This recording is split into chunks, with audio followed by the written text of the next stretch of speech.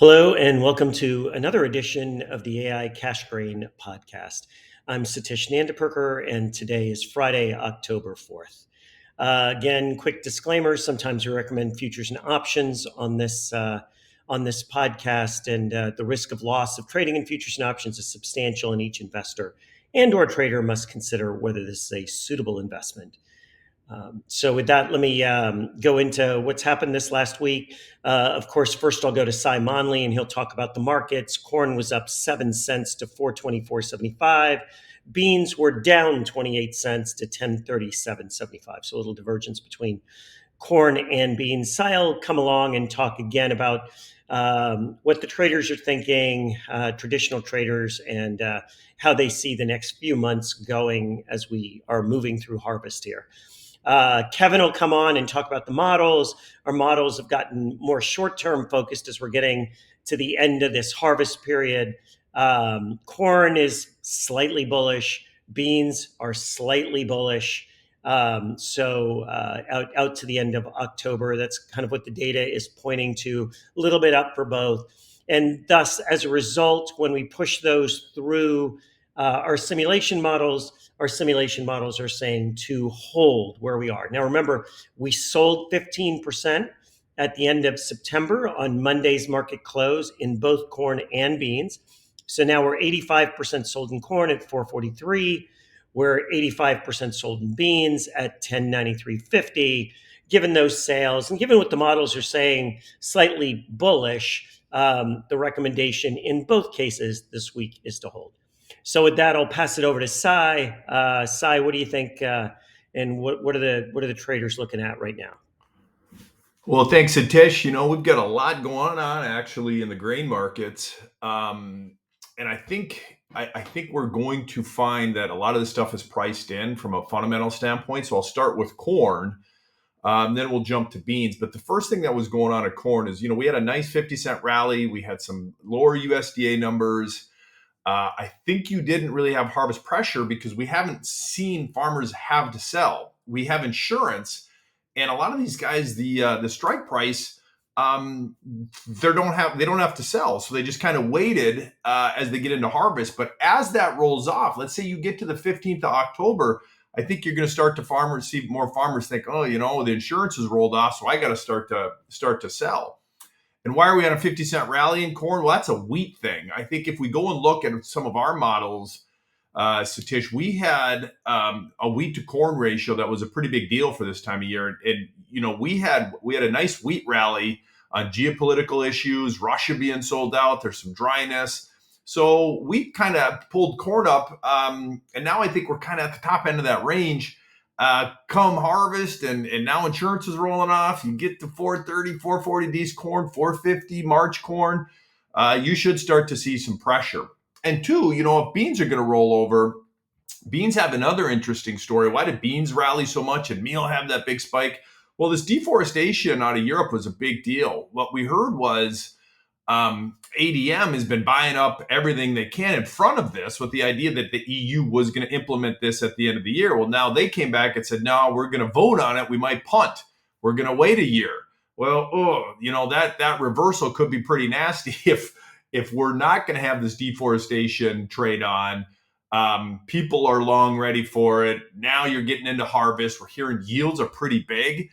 So, you got beans to rally to 1060, 1070 November beans. I feel like that's probably enough for now, especially if this deforestation trade isn't coming on. So our ideas as a fundamentalist is, my goodness, Brazil's getting rain now. There was some fear on that they weren't going to get any rain to get planted. Now you're getting good rain in Mato Grosso do Sul. So as commodity markets go, you go price it up on fear, and now the fundamentals should weigh in through harvest. So I'd be careful here, not having hedges on.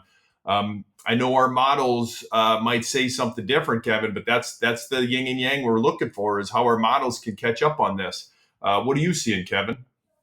Hey, thanks, Cy. This week we had a bit of a difference in the markets.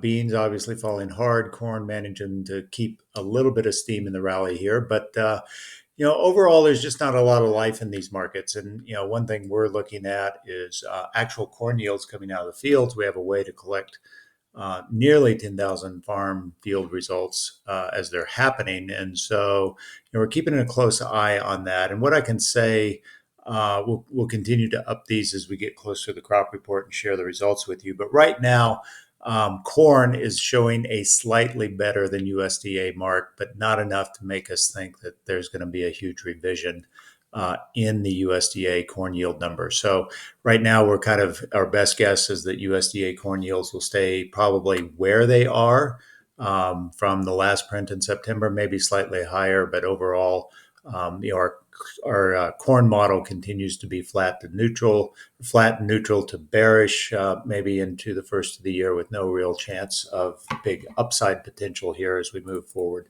For beans, a much different story than where we were at last week. Beans fell quite a bit, giving back some of these gains.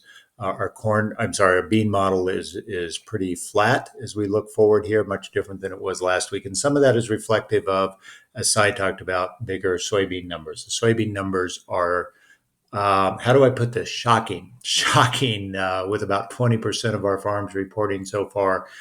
It's a really, really big soybean number. There's no states that I can point to where we see yield results that are anything but up from what USDA already has. So it's really going to be hard to, I think, keep this soybean market afloat, as we move into the October crop report. So that's kind of where we're at. Let me turn it over to Satish. Thanks, Kevin. Let's go straight to where we stand after our sales this past week. As I mentioned, in both corn and beans, we did a 15% sale at the end of the month, which was the Monday close.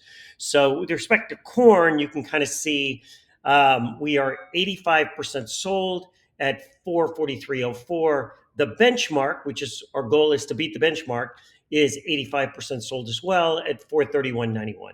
So we're about 11 cents ahead of the benchmark after this sale, the 15% sale on the September close. We're maintaining a neutral stance with no deviation from the percent sold benchmark. Our forecasts here for this last month are a little bullish. So we're just going to maintain this neutral stance at 85%. And when we get to the end of the program, we're tracking to a 9.5 cent outperformance versus the benchmark. We're kind of happy with that as a first year result with respect to corn. On the beans side, again, we sold 15% on the Monday close, the Sep 30 close. We're 85% sold at 1093.50. The benchmark is 85% sold at 1087.90. So it's a good, call it 6 cents behind. So we're 6 cents ahead. When we factor in that last 15%, we're tracking to a 4.8 cent outperformance. We would have liked to have seen more than that, but it's nice that we're outperforming the benchmark. So we're pretty happy with that outperformance. So with that, let me do a quick recap. Corn was up, soybeans were down this week. Cy talked a bit about the fact that we're in harvest. Yields look really good. We've also got insurance coming off. So with insurance coming off, farmers aren't going to be protected to the downside, and they're probably going to need to sell or put on some hedges against what they're losing in their insurance. So whatever rallies we have are likely to be muted here. That said, the models are both moderately bullish. They're picking up on some data that's moderately bullish, but not hugely so. So again, that's fitting with that theme. We might have some rallies here, but the rallies are likely to be capped.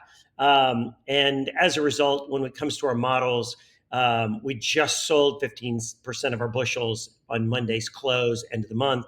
In both cases, we're now 85% sold. We're ahead of the game.